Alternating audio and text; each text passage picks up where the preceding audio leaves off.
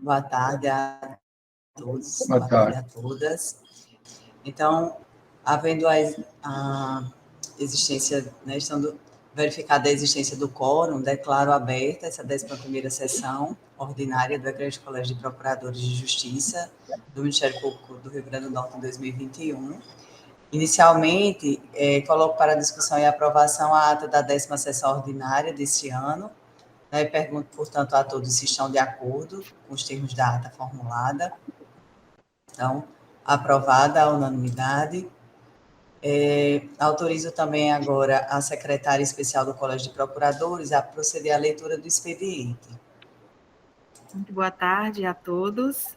Excelência, informar que encontra-se de férias na tarde de hoje a 14ª Procuradora de Justiça, doutora Sayonara Café de Melo, e aproveitar para lembrar que foi encaminhado para o grupo dos senhores aquela tabela com os assentos das câmaras, tá, para o ano de 2022. Então, se houver alguma dúvida ou algum questionamento, é só manter contato conosco que estaremos prontos para esclarecer qualquer necessidade que haja, certo? E também reforçar que foi publicado o aviso número 7/2021 do CPJ com as sessões, o calendário de sessões dos procuradores para o ano de 2022, e esse aviso foi encaminhado também por e-mail hoje, para cada um dos senhores, tá? Apenas isso, excelência, desejo uma ótima sessão para todos. Muito obrigada. Muito obrigada, Caís, pelas informações. Como comunicações da presidência, inicio propondo, né, ao colegiado os votos de felicitações aos aniversariantes do mês, né, aqui nominados, que eu vou referir. Não só os membros, mas também os servidores, né, dessa casa, que tenham muita saúde, paz, alegrias e realizações. No dia 3 de novembro, foi o Dr. Luiz Eduardo Marinho Costa. No dia 4, o Dr. Marcos Aurélio de Freitas Barros. No dia 6, Dr. Paulo Batista Lopes Neto e também Dr. Rafael Silva Paz Pires Galvão. No dia 8, Dr. Ivanildo Alves da Silveira. Dia 9/11, Dr. Benilton de Lima Souza e doutora Fernanda Bezerra Guerreiro Lobo. No dia 11, que é hoje, né, nessa data, Dr. Vitor Emanuel de Medeiros Azevedo e Dr. Sacha Alves do Amaral. Né? Parabéns, né, na própria data aos dois colegas, muito valorosos. No dia 13, doutora Zenilde Ferreira Alves. No dia 16, doutora Isabel Cristina Pinheiro. No dia 18, dois integrantes também desse órgão colegiado, doutor Carlos Sérgio Tinoco Cortez Gomes e doutora Iádia Gama Maio, que já tive a oportunidade também de parabenizar na sessão do conselho. Dia 18, também os parabéns vão para a doutora Tatiana Kalina Macedo Chaves de Miranda. No dia 21 de novembro, doutor Afonso de Ligório Bezerra Júnior. No dia 25, doutora Ana Jovina de Oliveira Ferreira. No dia 26, doutora Melissa Barbosa Tabosa do Egito. E no dia 27, doutor José Alves de Rezende Neto. Então, esses são os membros, né, aniversariantes desse mês, a quem dirigimos aí os votos de felicitações e melhores votos para o novo ciclo que se inicia. Pergunta, então, se todos estão de acordo. Todos. Aprovado, portanto, a unanimidade.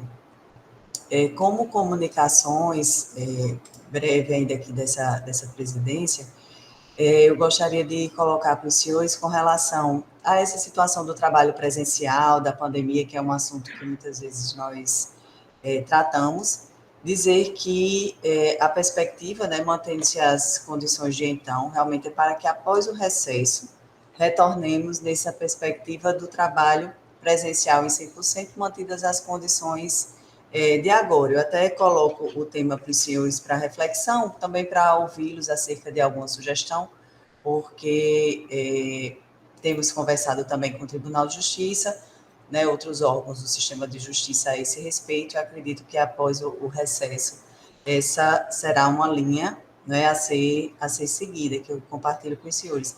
Internamente, dentro dessa perspectiva de orientação e de busca ativa, né, de quem já se vacinou, quem nos vacinou, temos em torno de quase 90%, né, de vacinação.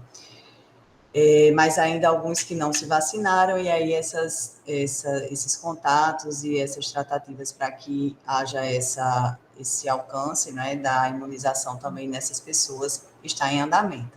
Então, eu queria compartilhar também essa informação com os senhores. De início, acho que eram esses os informes que eu teria para colocar. Passo, então, a palavra à corregedora-geral, Toriada, para suas comunicações de estilo. Boa tarde. Inicialmente, eu tenho algumas comunicações e gostaria inicialmente de parabenizar todos os aniversariantes do mês, sejam servidores ou membros, principalmente o Dr. Carlos Sérgio, nosso colega aqui de colégio, e também agradecer pelas felicitações já recebidas, pela passagem do meu aniversário, que vai ainda ocorrer dia 18 de novembro. Bom, com relação a algumas comunicações, eu gostaria de falar primeiro, também dar um feedback aos senhores sobre o nosso projeto Tempo de Resolver. Hoje, nós iniciamos em 19 de julho, nós tínhamos 822 processos cadastrados que teriam mais de 6 anos tramitando no nosso Ministério Público, e hoje nós temos uma média de 454, ou seja, nós conseguimos resolver, finalizar 368 processos até o presente momento. Ou seja, nós conseguimos praticamente cair pela metade essa quantidade aí. Eu agradeço também aqui de público a todos os colegas promotores que estão se esforçando, que estão participando e que está dando essa possibilidade da gente resolver, então, estes processos com mais de 6 anos. Também gostaria de comunicar que já está em pleno funcionamento a nossa sala de acompanhamento virtual. Essa sala de acompanhamento virtual, ela foi instituída através da resolução 004 de 2021, e que tem o propósito de acompanhar sistematicamente, através das informações estatísticas disponibilizadas pelos diferentes sistemas mantidos ou consultados pelo Ministério Público, o comportamento do acervo das unidades ministeriais, de modo a aferir a tempestividade da atuação ministerial e identificar situações que requeram eventual intervenção do órgão correcional.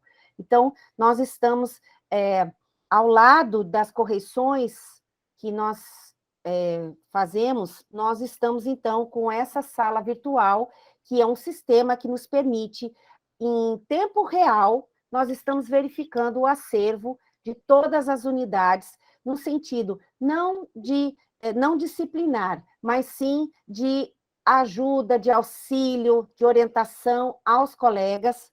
E nós estamos, então, começando, nós temos um cronograma, começamos com a região oeste, e vamos também fazer a região do Seridó, agora ainda em novembro. Nós já emitimos, já conseguimos fazer em relação a algumas promotorias, e já emitimos 5 e-mails até agora, alertando, orientando os colegas, mas sem a necessidade de se instaurar qualquer tipo de procedimento ou de controle ou fiscalização em relação a estes processos, e dando, então, o tempo necessário para os colegas poder organizar, então, o seu acervo. Tá? E amanhã nós estaremos lançando, certo? Estaremos publicando a resolução 005, e nós estamos instituindo, então, no âmbito da Corregedoria, o banco de cadastro de atuações resolutivas dos membros do Ministério Público Potiguar. Então, o objetivo dessa iniciativa é estimular e dar visibilidade institucional às boas atuações que produzam efetiva proteção dos direitos violados, sejam eles individuais ou coletivos, seja na esfera judicial ou extrajudicial, de modo a permitir um aprendizado institucional, replicação por parte de outras unidades, a partir dos exemplos cadastrados, valorização do trabalho qualitativo dos membros, fazendo constar nos relatórios das corregedorias as informações, ou inclusive naqueles que se destacarem através de uma nota, né, de um elogio em sua ficha funcional, e nos casos mais relevantes, né, que é estimular o membro para manter o elevado grau de atuação por meio dos elogios, né, que eu já falei formal na sua ficha funcional. Isso decorre da resolução número 54 do Conselho Nacional do Ministério Público, e nós já estamos, inclusive, ou será através de busca ativa, através das correções, ou até os colegas poderão se escrever as suas iniciativas para fins de avaliação. Já está posto na nossa intranet, lá nos serviços da corregedoria, já existe um formulário próprio para que os colegas possam, então, encaminhar essas atuações. Então, é um instrumento de incentivo à melhoria qualitativa de atuação do membro, e que nós gostaríamos, então, de compartilhar que amanhã essa resolução estará sendo publicada no Diário Oficial. É mais uma iniciativa da nossa corregedoria. Era isso por enquanto, e obrigada, doutora Elaine. Obrigada também, doutora Iada. Só também acrescentar que amanhã sairá publicada a nota orientativa conjunta, né, da Procuradoria, juntamente com a Corregedoria, sobre aqueles pontos mais claramente, digamos assim, identificados, relacionados à nova lei de improbidade, que é da prescrição dos 8 anos e do prazo da investigação, né? E teremos aquele momento após a sessão do Conselho, mas já foram pontos que foram discutidos pela Corregedoria, né, juntamente com a Procuradoria-Geral e o CAOP. Então, só também lembrando dessa publicação, fazer essa referência. Passo, então, a comunicação dos membros desse egrégio colégio. Doutora Darcy Pinheiro.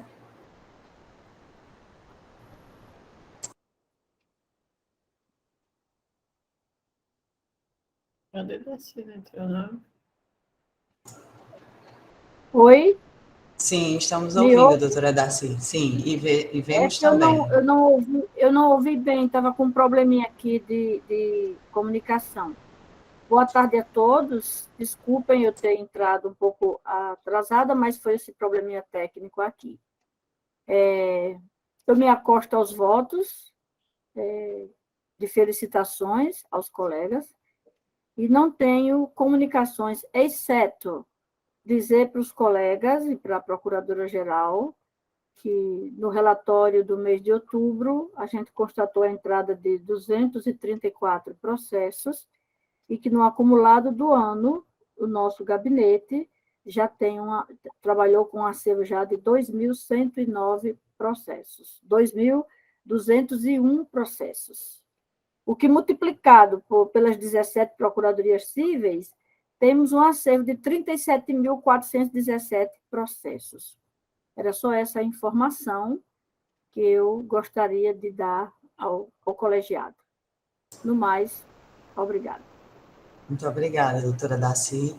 Doutora Darcy Oliveira. Sem comunicações, excelência. Desculpe. Desculpe, eu me atrapalhei aqui com as listas, perdão. Depois de doutora Darcy Pinheiro, doutor Anísio, perdão. Não, excelência. Anísio, Miriam, Lurdinha.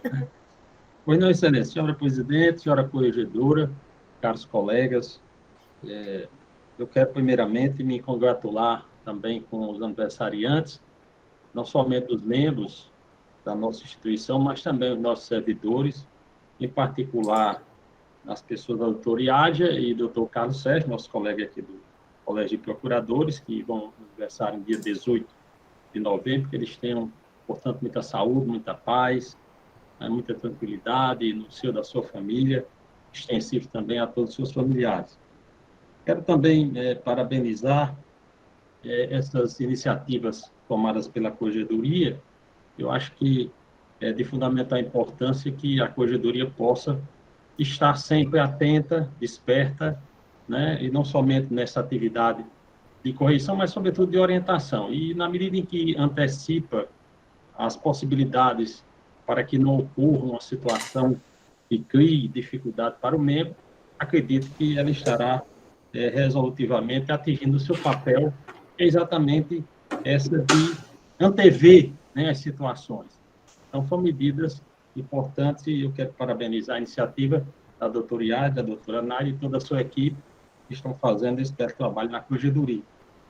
Eu quero pedir também à doutora Elaine para que coloque aí em assuntos institucionais o assunto relativo à delegação da reserva Rexal, tendo em vista que tem a nossa comissão, formada por mim, por doutor Silvio e por doutor José Alves. Nós já tivemos a oportunidade de conversar em duas oportunidades com o doutor Lenildo, tivemos também a oportunidade de conversar e discutir aqui mesmo, numa reunião administrativa do nosso colégio, e também em grupos de WhatsApp. Então, nós estamos, pelo menos no momento, acredito, maduro para que possamos dar uma resposta exatamente naquilo que é de interesse da Procuradoria-Geral e também de nós procuradores. Por enquanto é só, Excelência. Obrigado. Obrigada, doutor Anísio. Doutora Lourdes.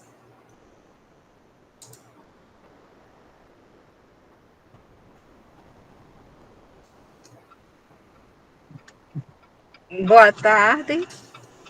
Está me ouvindo? Sim, estamos sim.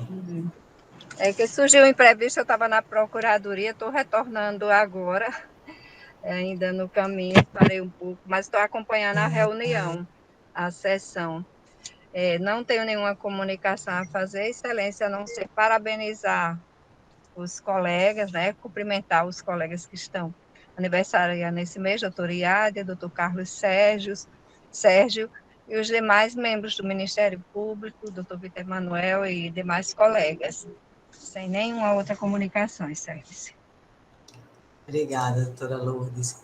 Doutora Darcy Oliveira. Agora eu vou. Sem comunicação, Excelência. Boa tarde a todos. Sem comunicação. Obrigada, doutora Darcy. Doutor Arli Maia. Sem comunicação. Doutora Miriam.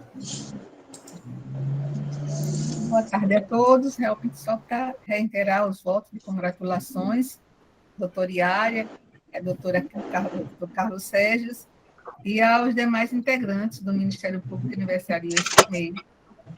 Desejando muita saúde e muita paz. Obrigada, doutora Miriam. Doutor Herbert.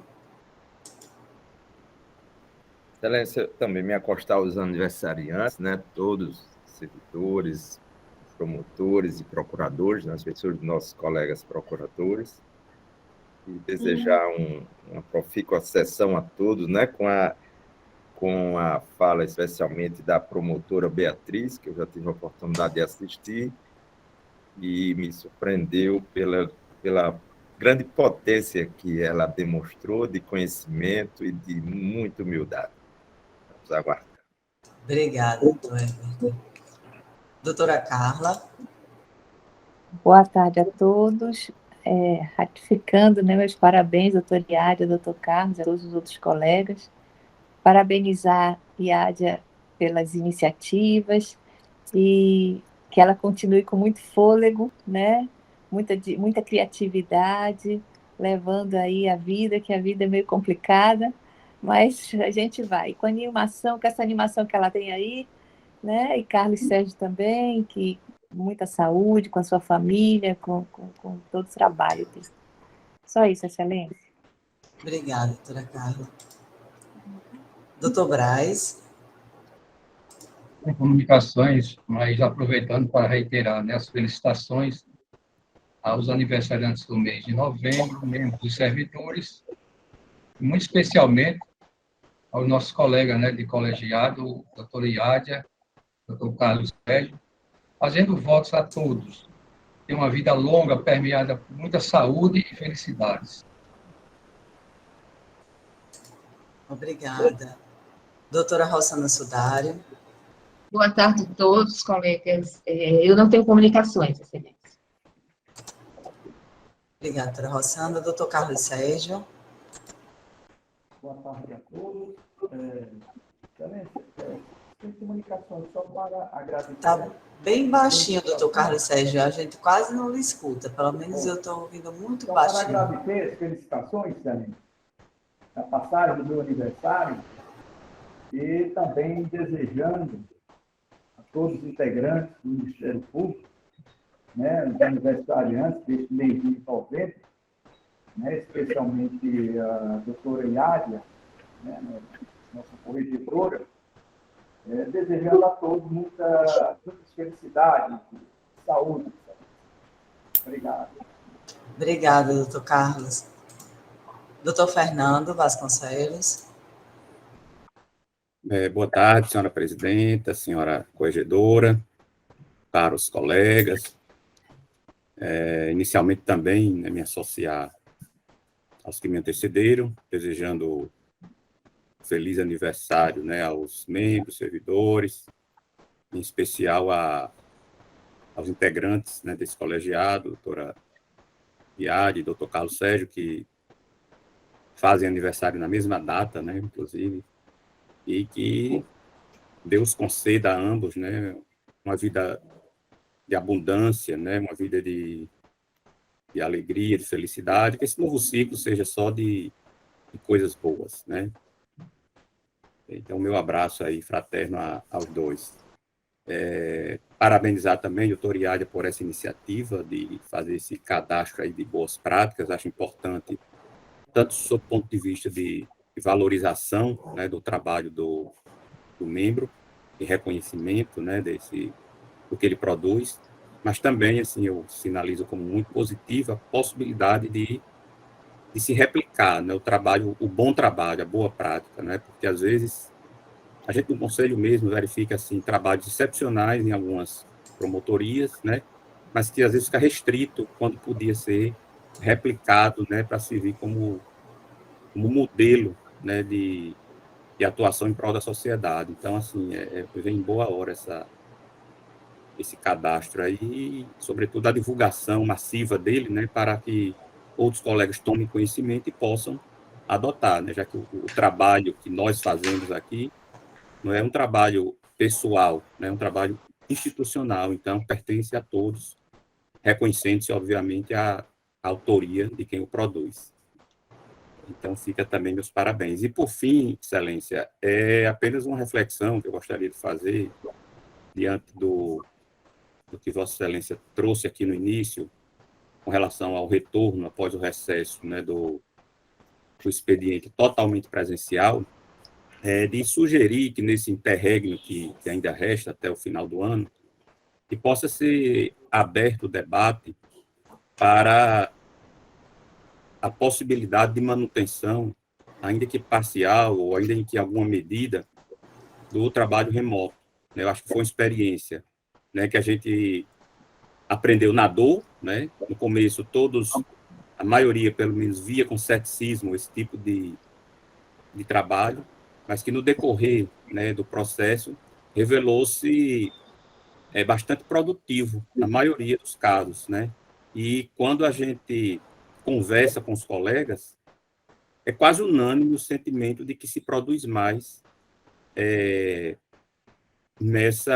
nesse tipo de trabalho, sobretudo naqueles trabalhos que não tem necessidade de atuação de atendimento ao público, né? Então, que se possa se estudar, pelo menos, né, a possibilidade de se estabelecer uma normatização possibilitando, em alguma medida, o trabalho remoto, tá? Porque, assim, eu acho que nós, procuradores aqui, acredito que a maioria, né, tem esse sentimento de que a produtividade ela se torna bem maior nesse modelo. Obviamente, jamais seria um modelo total de trabalho remoto, mas um modelo que, pelo menos parcialmente, pudesse ser estabelecido, né? Mediante critérios, mediante regulamentação, obviamente, mas que a gente não jogasse fora, digamos assim, essa experiência que a gente teve nesse período. É uma coisa que traz para a modernidade, é econômico para todo mundo, inclusive para a instituição.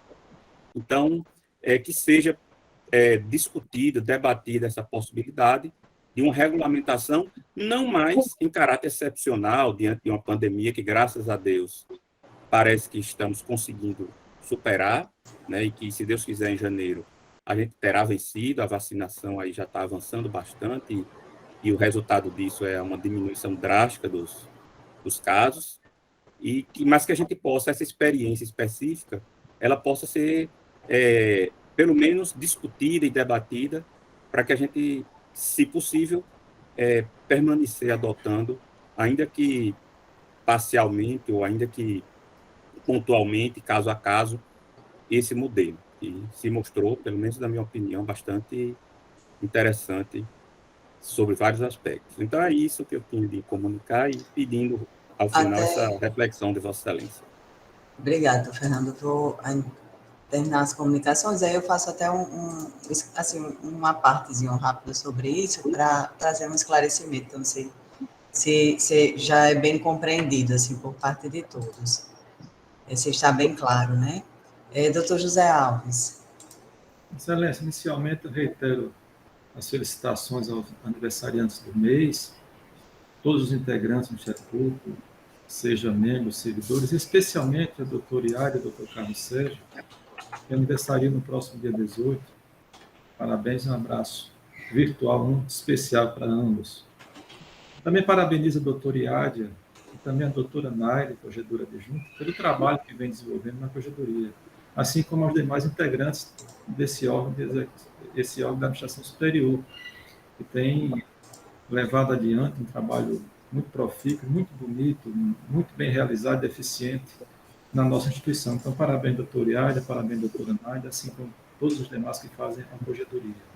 Eu aproveito a oportunidade, Excelência, para comunicar ao colegiado que estarei de férias no período de 16 de novembro a 19 de dezembro. Então, eu deixo essa comunicação, porque nós temos, inclusive, algumas deliberações a tomar sobre comissão que integra, e também para que todos fiquem cientes. Agradeço, Excelência, só isso. Obrigada, José Alves. Doutora Naide. Boa tarde a todos. Em primeiro lugar, registrar aqui os votos, né, de alegria, de saúde, de paz, para todos os membros do Ministério Público, especialmente o doutor Carlos Sérgio, doutora Iádia. E quero me acostar integralmente às precisas palavras aí do doutor Fernando. Acho que ele foi muito feliz na colocação, acho que foi muito oportuno. E acho que a gente precisa, com urgência, né, já que há a iminência do retorno ao trabalho integral. Desculpem, tem um bate-bate, é uma obra aqui em cima, viu? Não sei se está incomodando vocês. Eu estou... essa questão do trabalho, dessa mudança, eu acho que a gente precisa aprender alguma coisa com a pandemia. E se a gente viu alguma vantagem nisso, não vejo razão para a gente voltar ao modelo tradicional de trabalho. Eu hoje não imagino, inclusive com o volume que a gente está tendo atualmente nas procuradorias criminais, eu não imagino lá todo mundo no trabalho presencial, os 2 assessores, os 2 estagiários e eu, naquele mesmo ambiente, cada um tendo que se concentrar no seu, e entra um e sai, e esse movimento, para realizar esse trabalho com o volume que hoje tem. Acho o rodízio a perfeição, porque quem fica só, se concentra melhor, né? No outro dia o outro vem. Então, assim, é uma forma de a gente estar junta. Você tem como ter o contato pessoal com todos, né? Porque todo mundo tem o seu dia lá. Mas, assim, voltar integralmente para o presencial, quando a nossa realidade é completamente diversa, porque antes tinha razão de ser, a gente tinha processos físicos no CPJ, nos processos administrativos e os processos judiciais, os criminais eram todos físicos, praticamente todos, né, tirando habeas corpus, tal, né. Então, hoje a gente tem uma realidade completamente diversa e a gente não pode fechar os olhos para essa realidade. E para o fato que, ora, está todo mundo dizendo que a produtividade melhorou, por que a gente precisa botar 4 pessoas ligando o computador lá da sede, usando os banheiros da sede, bebendo água, tomando café e etc., quando isso não vai trazer nenhuma vantagem para o serviço? Nenhuma vantagem. O que é que a gente precisa que o serviço e que aconteça, que o serviço funcione, que a Procuradoria esteja aberta, disponível, que tenha esse acesso à população advogada, quem quer que seja, sempre em tempo real, em tempo integral.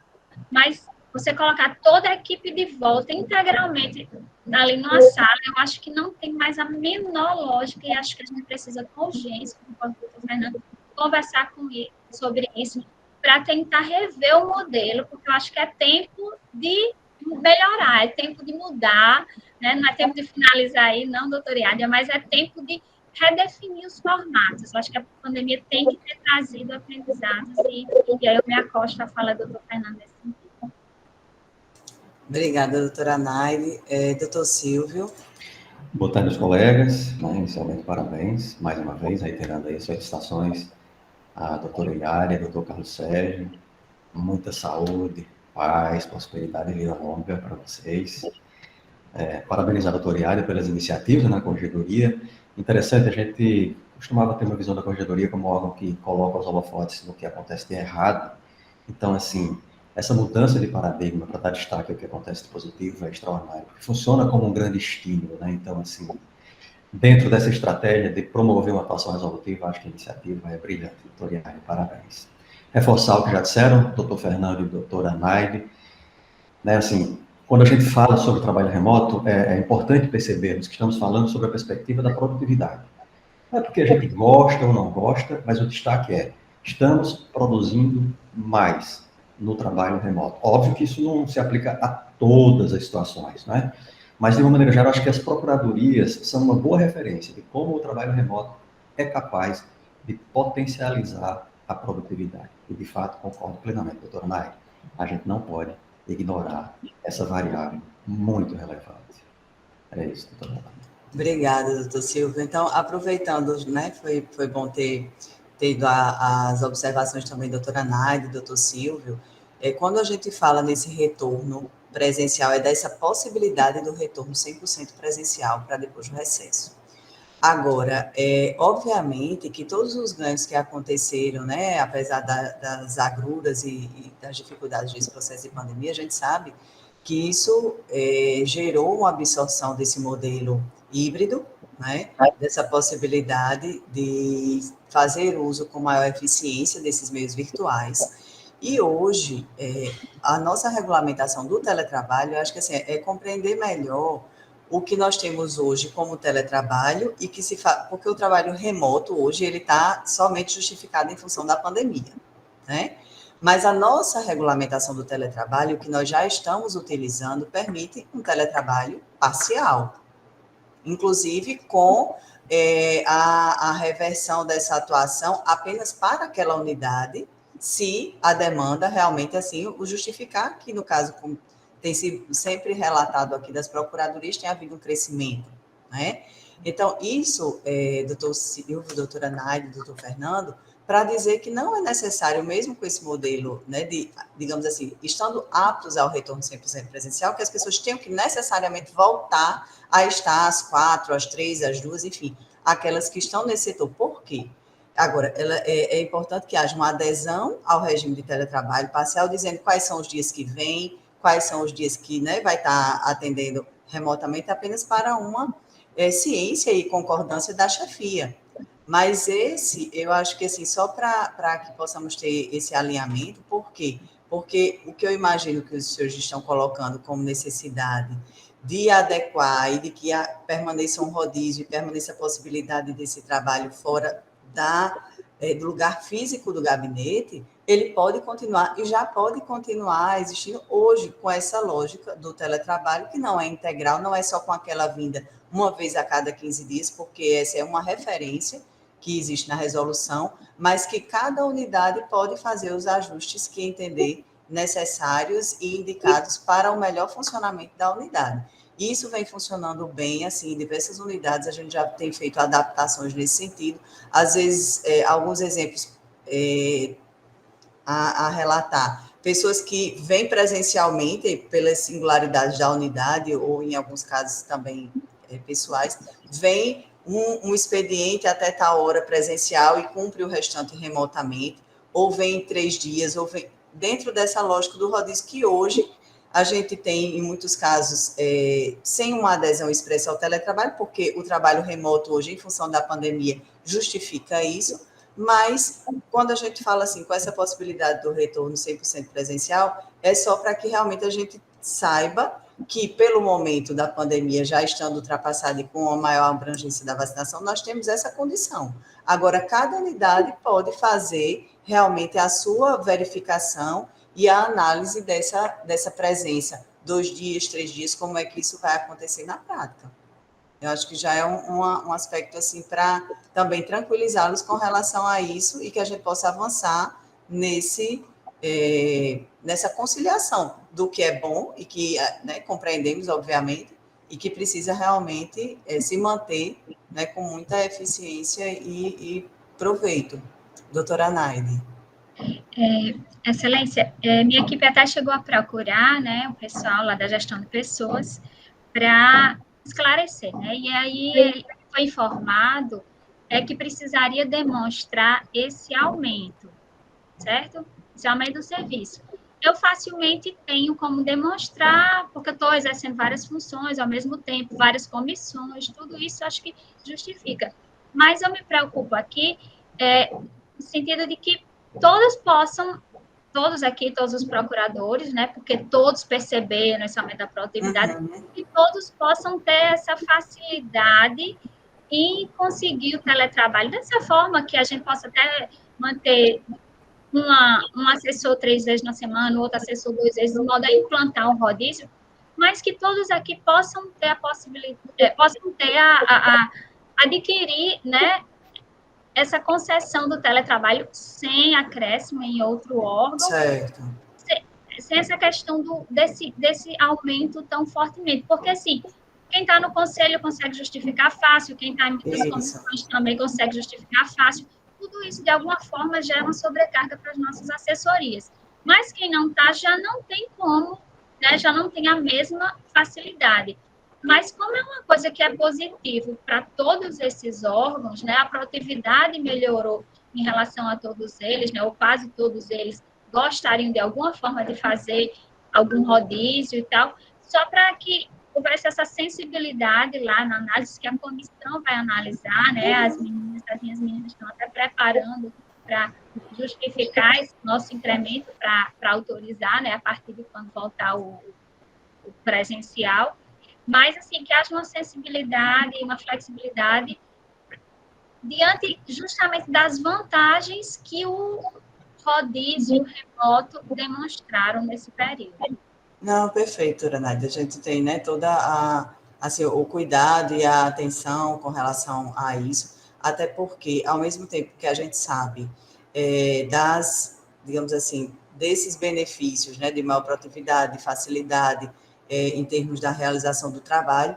Por outro lado, a gente sabe também que diversos órgãos no sistema de justiça ainda nesse parcial, mas, né, como as coisas realmente têm voltado à normalidade. Então, é importante que a gente também possa dar esse passo conciliando com os benefícios que nós conseguimos alcançar, né, dentro da pandemia.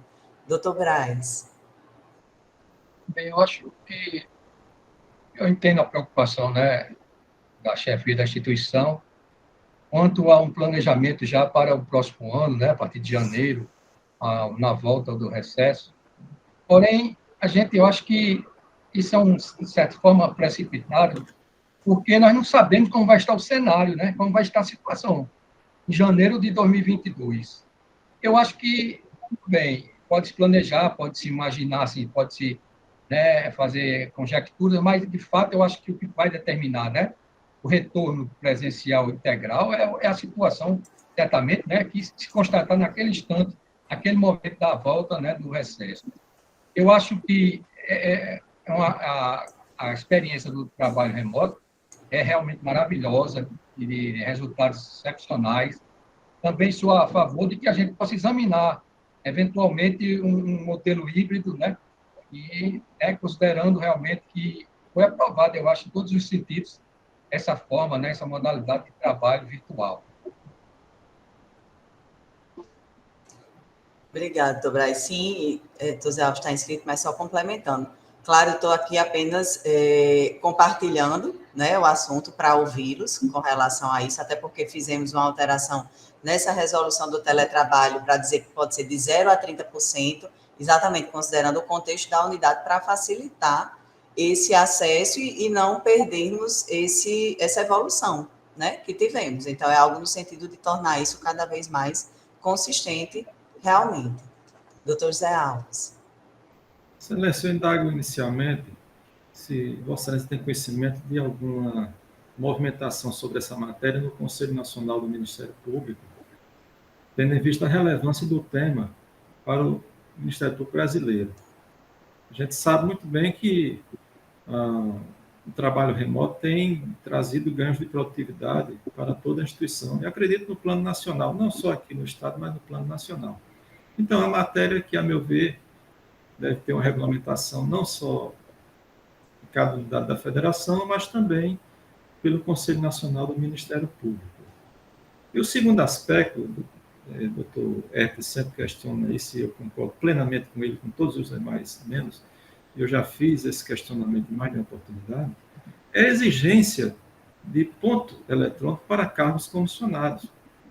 Eu já fiz mais de uma vez referência a esse assunto, porque os meus assessores, assim como todos os procuradores que aqui se encontram, eles trabalham não só dentro daquele horário que é exigido pela Procuradoria-Geral no ponto eletrônico. Eles trabalham à noite. Quando há necessidade, trabalham no sábado, às vezes no domingo, de acordo com a necessidade. Assim como eu também faço isso e todos nós aqui fazemos. Então, o motivo da criação do ponto eletrônico para casos comissionados, parece que já de um bom tempo, né? Já se tem isso aí, uma instância, uma exigência partindo dos servidores efetivos que viam algumas distorções ocorrerem em relação aos cargos comissionados, mas eu garanto a Vossa Excelência que, pelo menos nas procuradorias, todas elas que eu tenho conhecimento, não há distorção nenhuma, a menor, pode haver a maior, com mais trabalho, como de fato há. Então, essa exigência, eu peço a Vossa Excelência que faça uma reflexão sobre essa matéria, porque é muito, eu diria até constrangedor. Eu tenho um assessor que tem que cumprir um horário de exigência de ponto eletrônico, e quando é às 8 horas da noite, 7h30 da noite, eu estou ligando para ele aqui para fazer um questionamento sobre uma minuta de parecer que ele elaborou, ou então no sábado eu ligo, até com relação à matéria do Conselho, com relação ao presidente. Então, eu peço a Vossa Excelência, faça uma reflexão sobre essa questão, que é inusitada, me parece até estranha você fazer uma exigência de um cargo comissionado de uma natureza totalmente diferente de um cargo efetivo, para que esses servidores, já tem boa parte que é de servidores efetivos, que estão deslocados para cargos comissionados, para que eles cumpram uma exigência protocolar de assinar, bater um ponto aqui, depois voltar a bater outro. Isso não impede que um assessor chegue no gabinete e bata aquele ponto eletrônico e saia para resolver alguma questão que ele tenha pendente e volte, ou até mesmo vá para casa. Isso não acontece no meu gabinete, não, e creio que nenhum dos procuradores, mas é possível que aconteça. Então, eu peço a Vossa Excelência que faça mais uma vez essa reflexão sobre essa necessidade. Necessidade eu não vejo nenhuma de um cargo comissionado, inclusive que hoje se trabalha, boa parte pode ser feita, tudo pode ser feito remotamente, a exigência de que ele tenha que bater ponto ou colocar digital no ponto eletrônico. Eu faço essa reflexão, o doutor Herpes, inclusive, colocou aqui para discussão entre nós, é um ponto que me é muito caro também, e creio que a todos nós aqui, procuradores, porque todos os nossos assessores trabalham numa jornada como deve ser, que é justamente aquela jornada de dedicação total ao gabinete, à matéria que nós temos, e é muito mais eficiente o nosso trabalho dessa maneira. Agora, para mim, é constrangedor que o meu assessor tenha que estar ali batendo um ponto em uma hora determinada, em outro horário determinado, quando, na verdade, o trabalho dele é dedicação total ao cargo. Só isso, Excelência. Obrigada, doutor Zé Alves. Doutor Herbert, quer... Excelência, só para ilustrar o que o doutor Zé Alves falou, ontem eu passei a noite discutindo pela internet, resolvendo um parecer em agravo com relação à lei de improbidade. O meu assessor terminou o trabalho, era meia-noite. Meia-noite, a gente passou a noite discutindo aqui, conversando para lá e para cá, minuta, discussão, puxando, certo? Então, é como o doutor Zé Alves diz, o tempo é infinito com relação ao nosso trabalho. O segundo grau, como a nossa decana já pôs na sua fala, o volume de trabalho cresceu vertiginosamente. Eu vi por aqui com as ciências e tal, deu 277 processos em outubro, sem falar do conselho, né? O conselho é uma enormidade também, certo? Então, um volume de serviço muito grande, a gente que trabalha com os assessores é toda hora, né? Fora do expediente, no expediente, entendeu? Até os estagiários estão entrando nesse ritmo aqui. Mas para manter a discussão, né? Atualizar sempre as matérias, e um trabalho que impõe essa necessidade, né? Nós estamos nesse sufoco de volume grande de trabalho, mas a gente precisa ter essa dedicação. E, realmente, a ideia do ponto eletrônico dentro dessa visão, ele é totalmente incoerente, né? Porque nós exigimos da nossa assessoria um esforço, vamos dizer assim, fenomenal. É isso, só esse registro. Obrigada, doutor Herbert. Doutor Zé Alves, com relação a essa questão de regulamentação, a gente tem notícia que há, né, alguma perspectiva de regulamentação, só que atualmente o Conselho Nacional, os membros do MP, no CNMP, né, não estão com a sua formação ali integralizada, né? Então, realmente, os assuntos que têm sido discutidos, ou o ritmo em que isso realmente está em andamento, a gente não tem notícias, né, com relação a essa questão. Até a próxima semana a gente vai estar lá, eu devo ter contato para saber, mas não tenho informações recentes com relação a isso, embora saiba que, né, já ouvi falar sobre uma possível regulamentação, né, relacionada ao assunto. Com relação à situação do ponto eletrônico, a gente passou realmente esse período de pandemia todo sem utilizar, e agora, realmente, no dia que vem presencialmente, eu me certifiquei com o Jean há pouco, quem vem realmente faz esse registro apenas para a gente realmente ter essa presença diante do grande, realmente, quantitativo, né, de servidores, tanto efetivos como comissionados que nós temos. Na verdade, também, viu, doutor Zé Alves, não agora, mas durante todo o período assim, de regularidade do ponto, isso serve também como um benefício para o assessor, na medida em que, pelo menos no que estava, quando trabalhávamos no formato presencial, as horas além do horário, ele também poderia utilizar como folga, né? Era um aspecto que era utilizado também nessa perspectiva. Então, com essa questão do teletrabalho realmente traz uma mudança nesse cenário, mas eu acho que é importante também a gente ter essa perspectiva de tratamento geral para os servidores, para a gente também não criar muitas linhas de distinção. É só uma reflexão que eu também trago diante das considerações que estão sendo trazidas aqui pelo senhor e por doutor Éder. Mas vamos, né, refletir e pensar um pouco também sobre esse assunto. Então, feitas, né, essas discussões iniciais, passamos para a ordem do dia. Temos um PGEA, né, o de número 2023-2624, de final 2/2021-64, que tem por objeto a escala de plantão ministerial das procuradorias e promotorias de justiça para o ano de 2022, e como relator, doutor Anísio Marinho Neto. Eu pergunto se está em mesa, doutor Anísio. Está em mesa, excelente. Então, com a palavra. Essa matéria já é do conhecimento de todos, porque desde a implantação dos plantões tem que se renovar anualmente, e eu vou fazer a leitura da ementa, tendo em vista que já foi disponibilizado o voto. Começo dizendo o seguinte: ementa. Procedimento de gestão administrativa, regulamentação dos plantões ministeriais para o exercício de 2022, e em relação às procuradorias de justiça e promotorias de justiça das regiões 1 e 2, também para janeiro de 2023. Escalas que atendem à ordem sequencial e se amoldam aos plantões do Poder Judiciário. Voto pela aprovação das minutas e resoluções propostas. Muito bem.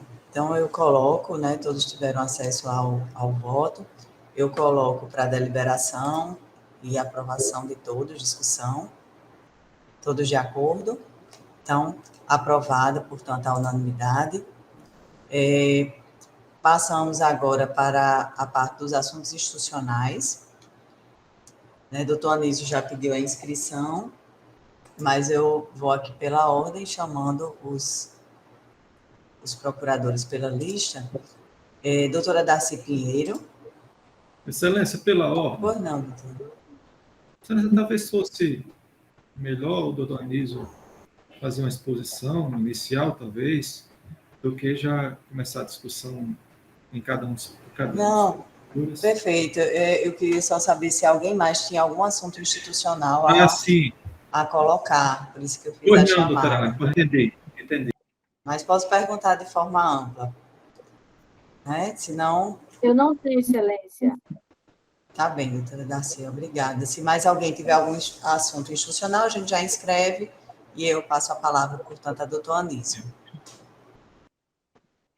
Bem, excelência, sendo apenas o iniciante aqui nessa discussão, eu vou tentar aqui exatamente dizer um pouco, não somente da minha expectativa, como também acredito que seja de alguns colegas. Não é de hoje, né, isso já remonta a algum tempo, os motivos são os mais conhecidos possíveis, da necessidade e do próprio desejo do Procurador de Justiça de fazer a sua atuação integral dentre as suas atribuições previstas na Constituição, na Lei 8.625 e, por que não dizer também, da nossa legislação na 141/96 e suas alterações. Que é exatamente atuar como se atua na primeira instância, fazendo o seu opinamento, dando a sua motivação jurídica, enfrentando as matérias que vêm nos autos para o posicionamento e, em seguida, diante de uma decisão, e esta decisão não atendendo os fins esperados, o desejo, o sentimento e até mesmo a interpretação jurídica que foi formulada em seu parecer, ter a oportunidade de recorrer, como ocorre, né, rotineiramente na primeira instância. Isso não é de hoje, todos nós sabemos o desejo que os procuradores têm em assumir a sua responsabilidade e também poder, né, juntamente com os órgãos da segunda instância, que é exatamente a Procuradoria-Geral de Justiça, exercer plenamente as suas atribuições, levando essas matérias, não somente perante o tribunal, nos seus órgãos internos, né, para os órgãos de deliberação máxima, como é o caso do Bueno, e até mesmo para os recursos constitucionais no STJ e no Supremo. Todo o histórico dessa luta se trava exatamente a partir do momento em que a edição da Lei 141/96, nas condições em que, naquele momento, tinha o Ministério Público, era praticamente impossível que os procuradores, sem as condições estruturais, sem as condições de apoio, né, sequer tinha gabinetes, não poderiam, portanto, enfrentar como deveria e com a estrutura e a capacidade que, porventura, fosse necessário. E aí resolveu se concentrar no Procurador-Geral de Justiça. Esse fato que perdurou que perdura até hoje, né, apesar já de decisões tomadas, inclusive, no âmbito do Supremo Tribunal Federal, em dizer que realmente não há ofensa a 8.625, a concentração nas mãos do Procurador-Geral, depõe, de certa forma, em relação a outros estados, no formato que nós conhecemos, tendo em vista que, na sua grande maioria, são os procuradores de justiça que atuam, né, com plenitude, como é o nosso desejo. E aí incitamos, e dando um salto nesse processo histórico para os dias atuais, chega a gestão de Vossa Excelência, no primeiro momento ainda como candidata, e coloca, portanto, numa reunião administrativa, abre essa possibilidade desse diálogo essa reconstrução ou de uma reconciliação a esse nível, que para nós foi muito salutar e da maior importância, porque, enfim, encontramos eco naquilo que nós pretendíamos durante, pelo menos aqui os mais antigos, durante toda essa luta que vimos travando. Ocorre que, diante dessa possibilidade, nós começamos a construir, né, uma via que seria uma via de mão dupla, onde talvez a possibilidade de se trabalhar a quatro mãos esses recursos e que nós pudéssemos receber essa, digamos assim, plena delegação para atuar, né? E começamos a ensaiar, através dessa comissão, o doutor Zé Alves e o doutor Raimundo Silva, escolhido aqui pelo próprio Colégio de Procuradores, da qual também eu participo, e nós começamos, então, a discutir com o seu assessor, na coordenadoria judicial, o competente promotor, todos nós conhecidos, o doutor Lenildo Bezerra, e começamos a ensaiar, portanto, a proposta de uma resolução, evidentemente, tendo Vossa Excelência, presidente, conhecimento de tudo o que nós estávamos discutindo. E avançamos. É verdade que alguns pontos foram extremamente importantes, mas nós temos algumas dificuldades, e essas dificuldades, me parece, no momento, são insuperáveis, e que, porventura, se não forem modificadas, acredito que nós vamos continuar caminhando, né, buscando esse desejo, mas sem ser possível de realizá-lo. É exatamente aquilo que já foi pontuado.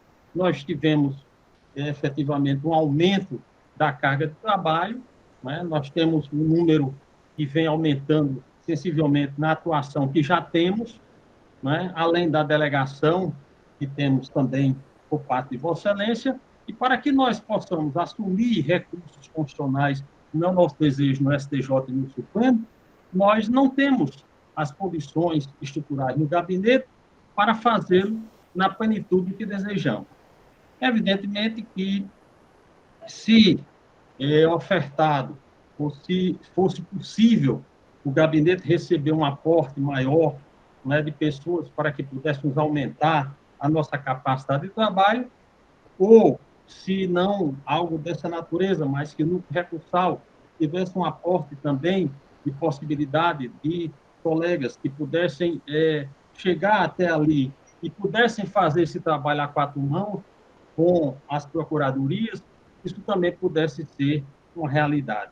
Mas, verificando as dificuldades também relatadas pelo doutor Lenildo, das dificuldades que ele tem enfrentado também nessa questão, porque o aumento a nível de segundo grau não é só para as procuradorias, é também para a Procuradoria-Geral, e também consultando os colegas aqui no nosso Colégio de Procuradores, conversando exatamente do número de processos que tem chegado para emissão de nossos pareceres, nós chegamos à conclusão que, nesse momento, diante das condições que não podem ser oferecidas aos procuradores, e não é por, e nós reconhecemos isso, não é por uma, digamos assim, por uma desatenção de Vossa Excelência, uma desídia, mas e sim considerando o contexto, não é, das condições que são fornecidas orçamentariamente ao Ministério Público, nós entendemos que talvez nesse momento não seja possível nós aceitarmos essa delegação, apesar de ser, como eu disse, um processo de um desejo histórico nosso,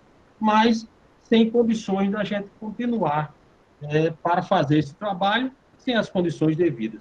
Então, apenas aqui eu considero essas primeiras palavras inaugurais, ficando evidentemente aí os colegas a complementar, mas o desejo permanece de que, em condições que possa fornecer aos procuradores melhores condições de estrutura logística para que a gente possa fazer, ou, se não, uma outra situação que o lucro recursal possa atuar com as procuradorias, né, onde nós pudéssemos ter um ciente pleno das matérias que venham ao nosso gabinete. Se a gente, então, não recorresse, colocasse, então, a disponibilidade para que o lucro recursal fizesse. Essa seria uma hipótese que foi também debatida e que pode ser contida. Mas, sem as condições culturais, deixa eu nós só lhe pedir. O senhor poderia repetir, porque abriu aqui a porta, aí eu perdi aqui um pouquinho, só essa última parte, como o senhor estava falando agora. Pois não, Excelência, é o seguinte, é que nós, após discutidas reuniões e conversas que nós tivemos a nível do Colégio de Procuradores e também com a comissão, nós entendemos que, neste momento, apesar do desejo né, que permanece de querermos atuar plenamente, mas sem a Procuradoria ter condições de estruturar melhor nossos gabinetes, com a chegada, por exemplo, de maior aporte de pessoas para que possam prestar a nossa assessoria, um aumento que tem sido já colocado aqui, e hoje mesmo na sessão, a doutora Darcy Pinheiro, secundado por outros colegas, colocaram que tem sido um acrescente, a gente não tem condições de aceitar essa delegação plenamente para poder cumprir exatamente a nossa missão. De outro modo, a hipótese de uma construção a 4 mãos que pudesse ser alocado pessoas para o núcleo recursal, e esse núcleo recursal pudesse fazer esse recurso a 4 mãos, nós teríamos aí talvez a oportunidade de um ciente nesses processos, e se não entendermos de recorrer, mas ficaria aberta a possibilidade da Procuradoria-Geral recorrer com a sua estrutura no recursal. Essa seria uma outra hipótese que também foi ventilada, foi discutida. Mas, como eu disse, aqui não está se fechando. Na verdade, nós queremos apenas dialogar, mas, a princípio, eu posso antecipar que os colegas, então, numa reunião que nós tivemos, resolvemos por bem, nesse momento, lamentando muito, mas não podemos aceitar essa delegação exatamente sem as condições estruturais devidas para fazer frente à nossa capacidade de trabalho, que tem se diminuído exatamente diante do aumento já dos processos que já temos. Era essa abordagem inicial que eu gostaria de fazer. Tá certo, doutor Nísio, obrigada. Doutor Zé Alves. Excelência, também integra a comissão, assim como o doutor Raimundo Silva, e nós tivemos algumas discussões sobre a matéria, e Vossa Excelência mesmo já deixou claro que a alteração legislativa poderia até analisar, mas depois que passasse por esse momento inicial, delegando alguns tipos de ações que nós poderíamos levar aos tribunais superiores. E depois disso nós discutimos bastante e levamos para todos os procuradores. E digo a Vossa Excelência que, inclusive, eu externei a minha posição perante os procuradores da impossibilidade atual, assim como o doutor Nísio relatou, de acréscimo de atribuições, porque a grande preocupação que nós temos em relação à delegação, nesse ponto, todos os procuradores se dispõem a colaborar com a Procuradoria-Geral, mas o que não pode, que nós entendemos unanimemente, é o acréscimo de atribuições. E nós teríamos acréscimo, sim, porque, com certa frequência, eu tenho recebido acórdãos em que há necessidade dissonante do parecer da minha procuradoria, assim como os outros colegas também, e eu faço a remessa sempre para o núcleo recursal. Primeiro, porque eu não posso interpor esse recurso, porque a nossa lei prevê que é privativo, é exclusivo do Procurador-Geral. E segundo, porque nós não temos a delegação e não podemos ter neste momento. Unanimemente, nós vimos que se nós recebêssemos esse acréscimo de atribuições, nós teríamos uma dificuldade adicional, nós já temos essa dificuldade adicional para levarmos a efeito esse trabalho. E essa análise, Excelência, é feita com base no trabalho que nós temos, no acréscimo de trabalho que nós temos tido ao longo dos últimos anos. Não é uma situação pontual, por exemplo, dizer assim, no mês tal houve um acréscimo de atribuições, no outro já reduziu. Não, tem sido mês a mês. Então, a gente verifica um acréscimo de julho para agosto, de agosto para setembro, setembro para outubro, para novembro, para dezembro. Nós temos tido isso. Nós temos uma maior boa vontade em colaborar com a Procuradoria-Geral. Continuo entendendo que há necessidade de reformulação do ato de delegação, inclusive para deixar muito claro em que situações que nós já temos hoje sem acréscimo, nós podemos recorrer, por exemplo, internamente. Nós temos posições divergentes dentro do colegiado em relação à atuação. Nós temos colega procuradora que entende que, no caso de habeas corpus, ela pode recorrer, inclusive, para os tribunais superiores. Eu entendo que não. E entendo que não, porque o ato de delegação, na minha visão, não dá essa atribuição, aliado ao fato de que a decisão do Supremo Tribunal Federal na ação direta de inconstitucionalidade 5505 deixou muito clara a exclusividade do Procurador-Geral. Então, há uma certa divergência, nós precisamos dirimir essas situações, mas repito aqui a Vossa Excelência, sem que haja acréscimo, porque, pelo menos atualmente, como o doutor Anísio muito bem relatou, não há possibilidade na minha procuradoria e em consulta a todos os colegas, em nenhuma das procuradorias deles também, Excelência. Só esses esclarecimentos. Obrigada, doutor Zé Alves. Não sei se o doutor Silvio também quer fazer alguma referência ou... Excelência, acho que o doutor Anísio e o doutor Zé Alves já representaram muito bem a comissão, né? Eles são de procuradorias criminais. Eu, particularmente, tenho a impressão que, no caso das cíveis, né, a proposta que foi feita, ela é muito parecida com o que nós já temos hoje. E aí entra o debate que o doutor José Alves sugeriu, e, na verdade, essa vai ser uma questão, né, crucial para a gente ter um caminho aqui. A divergência é em torno da possibilidade de se recorrer aos tribunais superiores, por exemplo, nos casos de atuação como fiscal da ordem jurídica, né? Então, essa é uma divergência importante, porque se nós tivermos essa possibilidade de recorrer como fiscal da ordem jurídica, então, no caso das cíveis, se o procurador ficar insatisfeito com a decisão do tribunal que for em dissonância com o parecer, então nós poderíamos fazer esse recurso normalmente, né? Então, de uma certa maneira, no caso das cíveis, o impacto não seria tão grande e, portanto, não seria tão grande se essa for a interpretação, a possibilidade do recurso como custos legais. Então, na verdade, nesse momento, é muito mais uma curiosidade para saber qual é a posição da Procuradora-Geral em relação a essa questão, né, que, de alguma maneira, tem produzido tantas discussões entre a gente, e só Vossa Excelência pode apontar o caminho nesse ponto. Em relação aos outros... Pois não, doutora. Desculpe, eu fui começando antes do senhor concluir. É isso. Em relação aos demais pontos, eu acho que o doutor Anísio, que iniciou a fala, né, ele já sintetizou de uma maneira muito pertinente. De uma forma geral, o que nós temos registrado, de fato, é um aumento significativo no trabalho das procuradorias, né, ao longo dos últimos anos, ao longo da pandemia inteira. Nós temos uma elevação progressiva. Essa variável, ela é relevante, né, sob o ponto de vista de analisarmos em que medida é possível uma delegação que aumente o trabalho se nós já estamos com as nossas assessorias e as nossas equipes com um volume de trabalho progressivo, né, e ocupando, né, já foi dito aqui, de uma maneira geral, ocupando todo o seu tempo de trabalho e além do seu tempo regular de trabalho para dar conta do volume de trabalho que vem sendo incrementado ao longo dos últimos anos, especialmente nos últimos meses. Então, reforço o que já foi dito pelo doutor Anísio em relação a isso.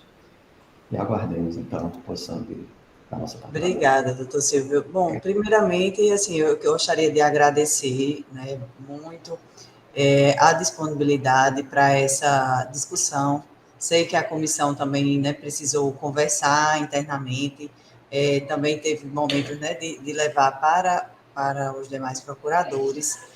E isso realmente eu trouxe e, digamos, puxei, né, também aqui nesse colegiado, em função daquela conversa que tivemos antes mesmo da posse.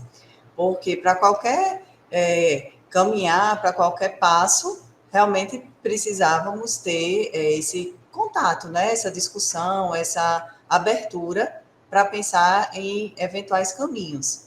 Então, desde logo, eu agradeço, né, bastante a disponibilidade doutor Anísio, doutor Zé Alves, doutor Silvio, que estavam assim, mais diretamente ligados.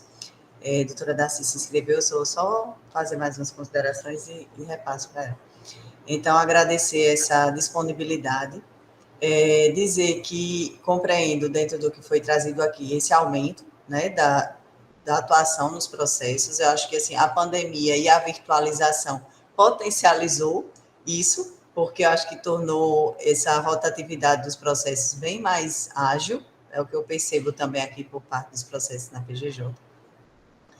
Tanto que, pelo que eu ouvi lá em Brasília da última vez que fui para uma reunião, as pautas também, né, do Supremo, do STJ, tinham reduzido drasticamente o represamento. Por quê? Porque os processos estavam girando com mais rapidez diante dessa virtualização. Então, acredito que realmente esse é um efeito, né, que tivemos aí nesse cenário. E aí, de fato, essa questão do acréscimo, né, para cada um dos gabinetes de reforço de pessoal, no momento, a gente já tem comentado isso aqui com relação à situação de pessoal, que demanda, né, sempre atenção e cuidado. A gente tem feito muitos atendimentos de situações de maior fragilidade. A corregedoria, o doutor Iade e a doutora Naide conhecem um pouco esse retrato, através de quem está dando aquele complemento de teletrabalho, ou quem está, eventualmente, numa unidade menos movimentada. Isso tem sido, digamos assim, um fôlego que tem permitido essa continuidade. Mas também quero registrar que, assim, que embora não seja possível, né, a comissão esteja trazendo digamos assim, a inviabilidade ou a não oportunidade desse caminhar agora, que nós continuamos também disponíveis, né, e abertos para essa construção, porque eu sei que, às vezes, alguns pontos eles não têm resposta fácil mesmo, né, a gente não consegue mudar ou criar alguns mecanismos mesmo de uma hora para outra. Mas, doutor Silvio, respondendo a seu questionamento com relação aos recursos, né, quando se trata de atuação por custos leves, realmente, pela redação que existe atualmente, eu não vejo óbice para isso. Mas como foi um ponto que também foi trazido como discutível e tudo mais, a gente realmente poderia deixar mais claro numa modificação, né? Mas hoje a gente já não enxerga essa dificuldade, tanto que, apesar de haver alguma divergência, mas há alguns recursos que são feitos, né, por procuradores para esses tribunais superiores, e não há nenhum óbice, né, da nossa parte. Então, eu quero reforçar também aqui para os senhores a minha disponibilidade, a gente tentar encontrar, né, pensar em alternativas para isso, para que os procuradores também possam ter esse exercício da legitimidade recursal. E, de repente, nesse momento, eu sei que o núcleo também ele está bastante demandado, porque essas demandas também crescem, né, e chegam lá, mas assim como aquele requerimento, a doutora Darcy vai lembrar, que chegou do Ministério Público de Santa Catarina, perguntando se tem alguma racionalização para a questão dos recursos para os tribunais superiores, acho que é algo que a gente precisa também avançar nesse pensamento para tentar, de fato, ver como potencializar essas questões. Então, agradeço, assim, demais, a doutora Darcy está inscrita, vou passar agora a palavra para ela, mas dizer que eu acho que não é um ponto final, é um ponto de uma nova etapa, né? Que, assim, a gente eu tenho agora ciência, né, dessa posição do colégio, que na forma como está, com as demandas atuais, não teria como assumir se não tivesse algum reforço de estrutura, ou diretamente nos gabinetes, ou pelo núcleo recursal, se eu compreendi adequadamente, né, o que foi colocado. E também, diante do que o doutor Silvio colocou, talvez perceber se existe, assim, alguma ponderação com relação à parte criminal e à parte cível. Não sei se é algo também a se debruçar, considerando, né, que no criminal a gente sempre é parte, enfim, para esses detalhamentos. Então, eu, né, recebo a devolutiva que eu tinha pedido, agradecendo imensamente, né, a disponibilidade, a boa vontade também para essa discussão, que é recíproca, vocês podem, né, contar com isso, e a gente vai também tentar pensar em alguma coisa que possa trazer um avançar nesse ponto. Doutora Darcy. Obrigada, doutora Elaine. Eu gostaria de fazer um registro, mas antes eu indagaria de Vossa Excelência, se é possível me responder, evidentemente, qual a composição do núcleo atualmente? É integrado por quantas pessoas? O núcleo é doutor Lenildo. Sim. E, se eu não estou enganada, 5 assessores, 4 ou 5 assessores. Doutor Lenildo, 4 a 5 assessores. Isso. Então, uns 6 pessoas. Exato. 6 pessoas. Muito bem. O chato, talvez, de quem esteja sentado aqui, como eu, esse tempo todo, e isso não é nenhum cabedal que eu queira me sobrepor a qualquer um dos colegas, é longe disso, é o contrário disso, me traz o dever de fazer um registro justamente hoje, dia 11 de 11 de 2021, em que eu cheguei no ônibus da rodoviária de Mossoró, na minha primeira promotoria em Porto Alegre. Às 9h30 da manhã, cheguei, desci do ônibus, e aqueles meninos que ficam procurando a bagagem, eu perguntei onde fica o cartório. E aí o menino me conduziu até o cartório para que eu tomasse exercício, efetivasse minha posse no cargo. Tanto que consta na folha que é 11 de 11 de 1982. Bom, depois que eu cheguei no segundo grau, 12 anos e 5 meses disso, eu tenho acompanhado ao longo das administrações um decréscimo, um encolhimento da segunda instância. E o que mais me deixa em reflexão, ou isso não é assim, estupefata, não, é porque eu venho acompanhando isso com muita naturalidade. Eu venho de 20 de junho de 95 até o presente momento, acompanhando, para e passo, a retirada de uma coisa aqui, uma coisa ali, tirado aqui, e o Ministério Público do Rio Grande do Norte, em nome de uma democracia da instituição, que só afeta a segunda instância, nossas atribuições vão sendo retiradas, como se nós fôssemos, ao longo do tempo, ficando incapacitados para trabalhar. Vejam só, eu tenho foi um apanhado não minucioso, porque eu pedi a toque de caixa, ao longo dos meus 2.109 processos deste ano, eu tive a oportunidade de fazer 2 recursos, porque a gente só pode das decisões singulares, 2, nesse volume todo de trabalho. E eu tenho, com toda certeza, eu me sinto capacitada para fazer alguma coisa mais condensada, principalmente quando eu vejo uma matéria da qual eu fui professora, eu ensinei durante tantos anos. Eu tinha certeza que eu poderia fazer um trabalho bem condensado, bem lastreado.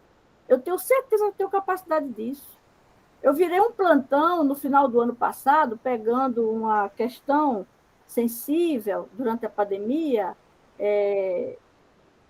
em dezembro, 26, 27 de dezembro do ano passado, e eu não tive cansaço, nem falta de entusiasmo de me debruçar numa questão que levou das 18 e pouco da noite até as 6h37 da manhã, quando eu devolvi o meu processo, ainda dentro do plantão, de maneira que o plantonista ainda pudesse rever sua decisão, o que não conseguimos, nem o procurador-geral também, quando ele recorreu para o STF.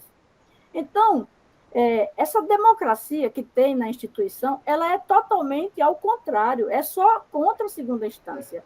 A única vez em que eu pude exercer uma função que é prerrogativa da primeira instância foi quando eu, já procuradora de justiça, não tínhamos na instituição promotores suficientes para trabalhar nas eleições do ano 1900 e alguma coisa.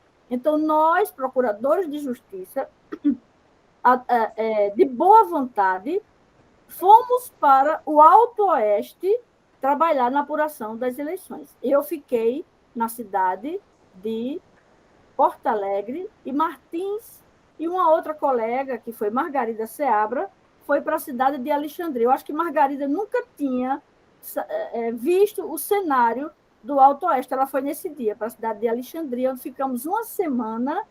Não, perdão, eu fiquei em Marcelino Vieira, no pé de uma serra, em Marcelino Vieira. Foi a única vez em que um procurador de justiça, democraticamente, porque não havia quem fizesse, se não fosse, não poderiam as urnas serem abertas, porque precisa-se do promotor de justiça no momento para fazer a fiscalização da urna, acompanhar todo o trabalho, e ainda era urna de lona e cédula de papel. Então, foi o único momento em que eu pude democraticamente exercer uma função que eu antes fazia por dever de ofício, mas eu fui porque não tinha. O contrário, Então, o promotor pode ter assento no conselho, o promotor pode sentar no colégio, o promotor pode ir para o pleno do Tribunal de Justiça, no lugar do Procurador-Geral de Justiça, o promotor de justiça toma assento no pleno, ombreando o segundo grau, mas um procurador de justiça não pode fazer isso, doutora Elaine. Nunca, não existe nenhuma lista de substituição para quem queira ir. Eu até confesso à senhora, pelo que todos os meus colegas já sabem, que eu declinaria. Muito obrigada. Mas eu tenho certeza que eu tenho muitos colegas aqui que iriam de muito bom grado, porque se sentem capazes e têm condições de ir ali, mas não vão. Mas isso não é uma coisa de Vossa Excelência, nem do seu anterior procurador. Isso é o que eu estou falando, meus pares, senhora Procuradora-Geral, é o que eu venho assistindo de junho de 1997 até o presente momento. Todo o crescimento que a instituição registra numa forma de democracia interna foi em detrimento da retirada de prerrogativas do segundo grau. Então, eu me pergunto, o que nós assustamos a administração? O que nós somos de medo para uma administração superior? Não há confrontos aqui. A senhora tomou posse em junho, até hoje não houve nenhum momento de mal-estar durante uma sessão. Claro que nós já vivemos momentos péssimos. Graças a Deus, isso já passou. Nós já superamos isso. A gente não quer mais aquele momento. E somos gratos a isso, de trabalharmos em paz. Mas eu gostaria de entender por que politicamente, procurador de justiça se elege com esta plataforma de retirar dos procuradores o que eles têm de nato. Nato. Nós somos considerados relativamente incapazes. Mas eu não, em nenhum momento, eu acho que a minha atuação, a minha fala trouxe esse tipo de. Não, Excelência, eu falei que não seria. Eu falei inicialmente que não seria particularizando Vossa Excelência. É o contexto da atuação da segunda instância do Tribunal de Justiça perante os tribunais superiores. Esse é o contexto. E eu acredito que eu não estou falando fora desse contexto. Nós somos impedidos, Vossa Excelência sabe disso, nós somos impedidos de atuarmos no segundo lugar, nos tribunais superiores, quando nós temos experiência para isso. É desconsiderar uma experiência que naturalmente nós agregamos com o decurso do tempo. Mas eu não vou, de maneira nenhuma, dizer e pedir a Vossa Excelência que amanhã a senhora mande para a Assembleia uma lei revogando isso. Não, porque isso não vai acontecer.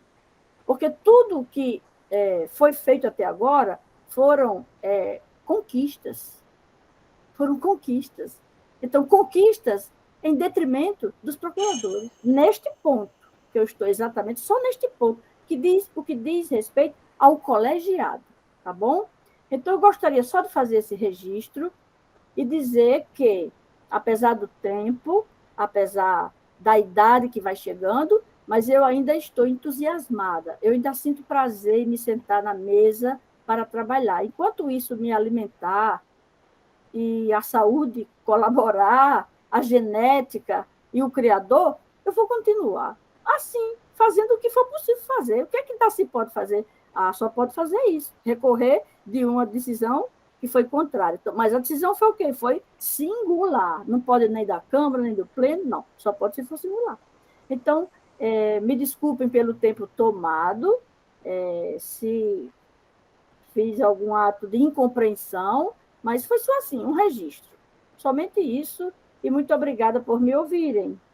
Só isso. Obrigada, doutora Darcy. Doutor Herbert e doutor Arley. Excelência, dentro dessa matéria, né, e muito bem posta pelos antecessores, uma das soluções que se apresentou entre nós, que atenderia aqueles que querem recorrer, mesmo com toda a dificuldade de estrutura, de trabalho já muito bem posta, seria uma modificação na própria lei, porque o artigo 22, inciso 41, ele diz de forma peremptória que cabe a competência do Procurador-Geral de Justiça interpor recurso para o Supremo Tribunal Federal e Superior Tribunal de Justiça. Não diz se é fiscal da lei, se é como parte, o que é que seja. E nós, se pudéssemos, nós somos uma instituição una. Vossa Excelência interpõe embargos de declaração nas câmaras para poder preparar o recurso para possível recurso especial ou recurso extraordinário. Nós não estamos questionando isso. Uma solução que, da minha parte, eu creio que resolveria, seria trazer uma modificação legislativa, trazer uma concorrência de legitimidade. Uma concorrência de legitimidade. Se eu não tenho condições de interpor recurso, eu comunico a Vossa Excelência que, através de um núcleo extremamente especializado, bem preparado, pode contribuir e recorrer. Mas se eu puder recorrer, eu vou recorrer. Se eu não posso, eu comunico, se estabelece um prazo, através de uma regulamentaçãozinha, para que eu possa me manifestar se eu vou interpor recurso ou não. Porque nós estamos vendo essa confusão, tanto na área criminal como na área civil, né? E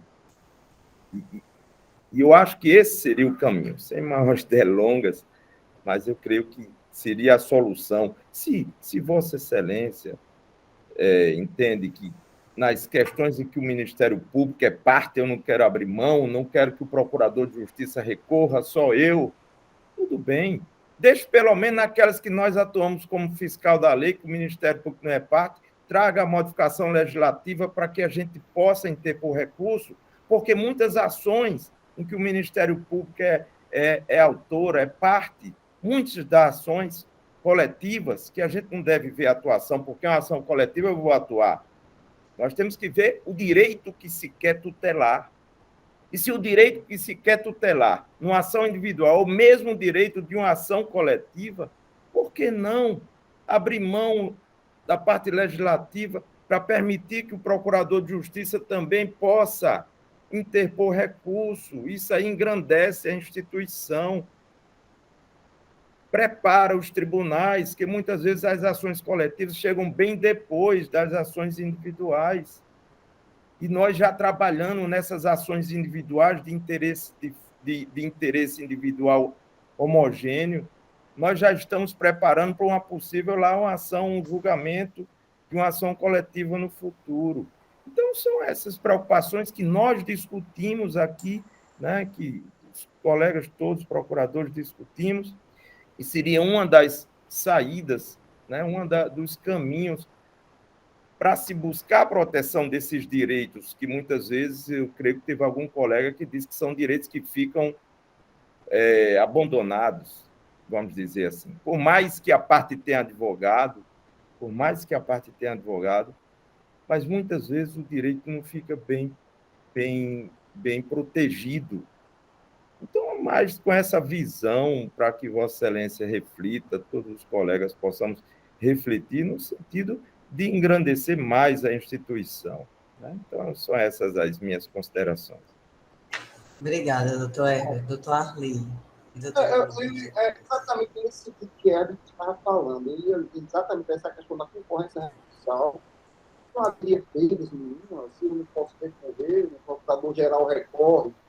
Mas eu entendo, no fundo, eu entendo uma indagação que a doutora Darcy colocou aí, por que será que é isso?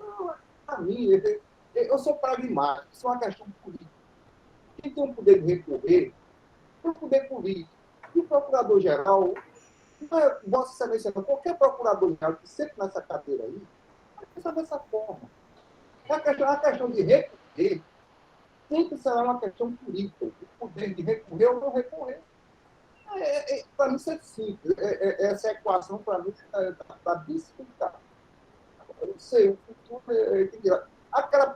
existe uma proposta daquele nosso colega do Rio de Janeiro, na internet, assim, olha, a proposta é assim, o procurador-geral deveria ser apenas o administrador. Ele deveria administrar e deixar, né, ter a segunda instância, né, atuar essa primeira instância e apontar plenamente. O procurador. Nós temos um estudo feito com o chamado Bonsag, esse estudo, que inclusive na legislação, é progressiva essa questão de cada vez mais o procurador-geral deixar poderes. Deixar o poder, cada vez mais se coloca na mão do procurador-geral atribuições essa ou aquela, aí termina que a instituição, não há essa unicidade na instituição, como o doutor Edson colocou, isso vai entender o procurador-geral. Então, é uma questão que vai além dessa discussão que a gente está fazendo aqui, bem nos miúdos. É uma questão maior. Isso se coloca do Procurador-Geral da República, os procuradores gerais do Estado, a cabeça do Ministério Público. Né? É isso. Obrigada, Tarli. Doutora Lourdes.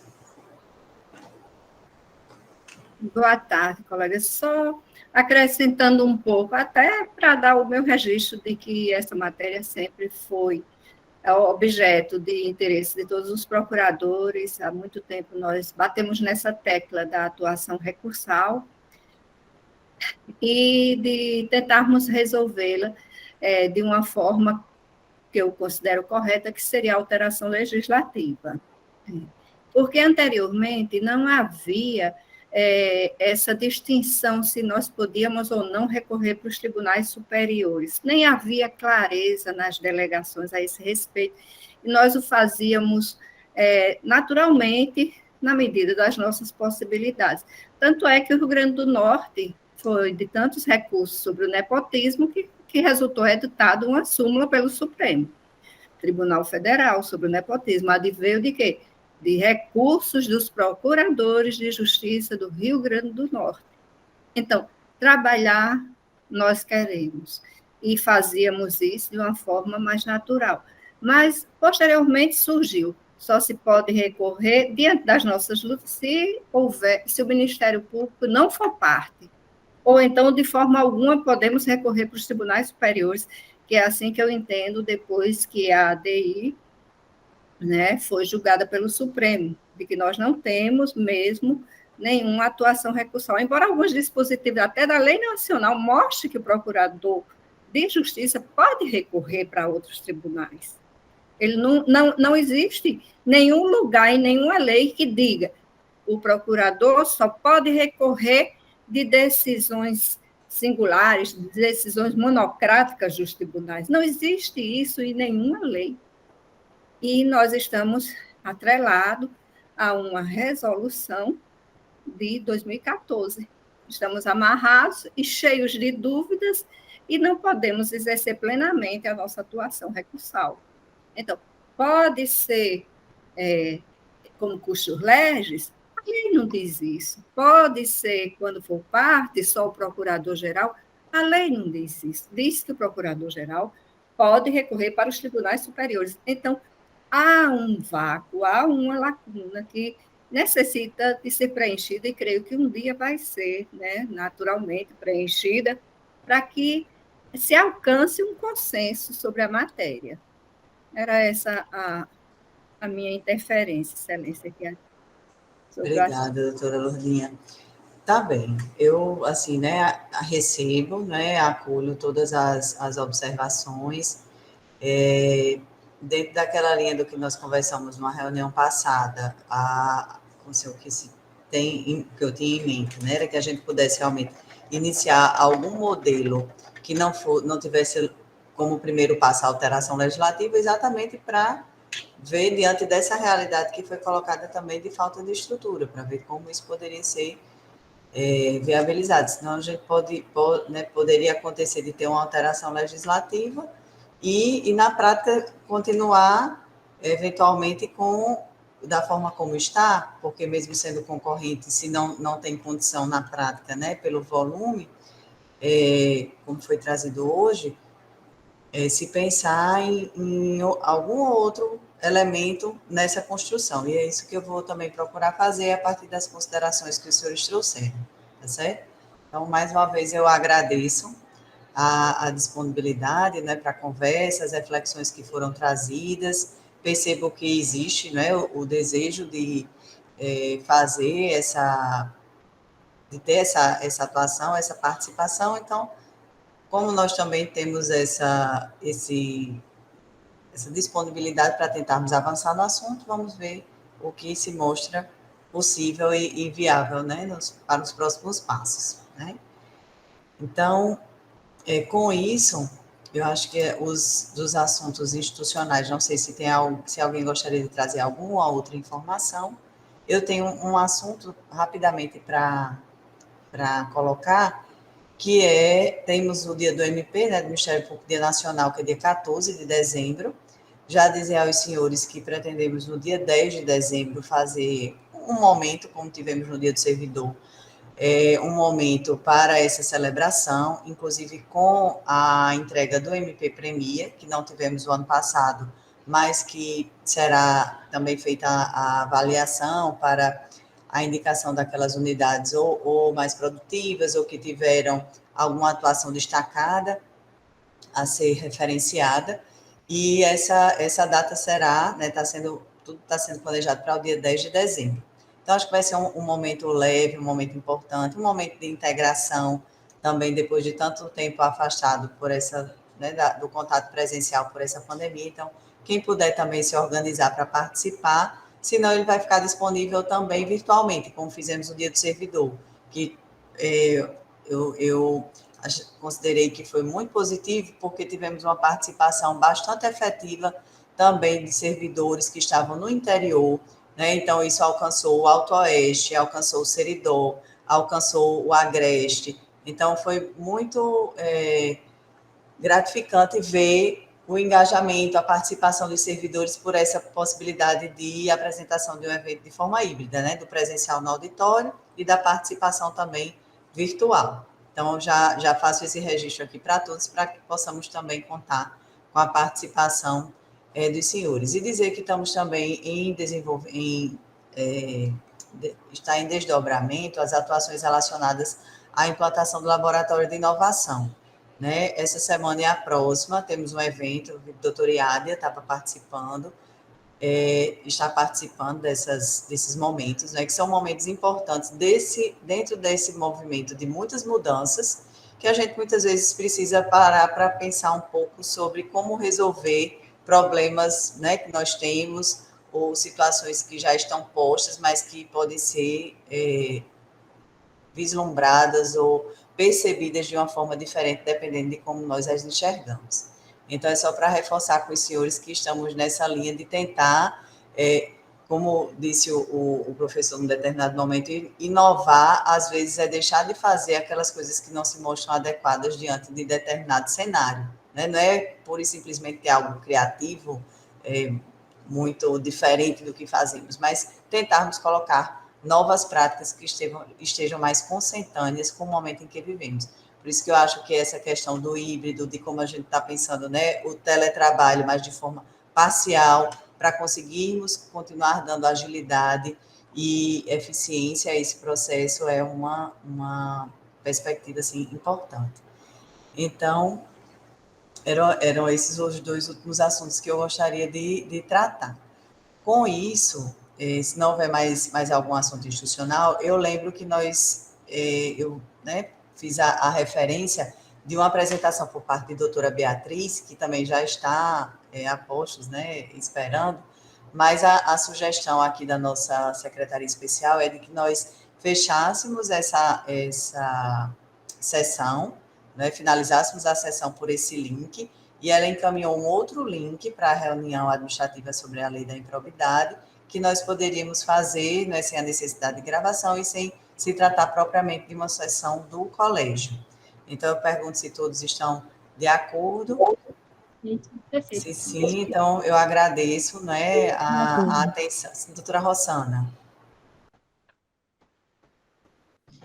O doutor Arli colocou no grupo, e eu acho muito interessante, que a gente possa convidar os assessores para participar dessa parte. Então, a gente pode encerrar, né? Isso. E esse novo link a gente encaminhar para os assessores. Com certeza. A gente acho que pode combinar, são 15h42, a gente daria mais uns 10 minutinhos, né? Só um intervalo breve, e pertinho das 4 horas a gente iniciaria lá. O que é que vocês acham? O que é que os senhores acham? Eu sugeri às 16 horas, Excelência. 16 horas, perfeito, doutor Zé Alves. Então, combinamos assim. Então, muito até daqui a pouco. obrigada. Tá, até já. Muito obrigada. Até já. Até logo. Tchau. Tchau, tchau.